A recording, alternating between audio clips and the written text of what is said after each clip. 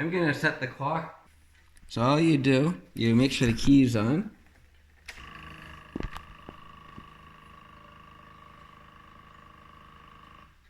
So keys on. You have your trip A, your trip B. So you just hold down both buttons, and then the clock will flash. You hit the left button to select if you want hours or minutes.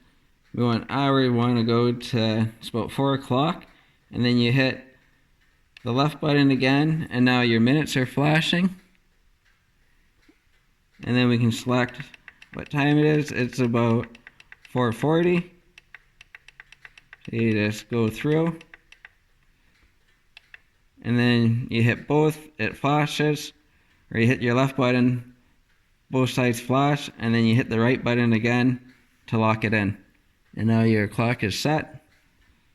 And then same thing for your trips. You just hold the right button and it will reset your trip. Thanks for watching. I hope you enjoyed this video. Don't forget to subscribe and click the notification button, and also go check me out on Instagram at Clargo Garage. Have a nice day.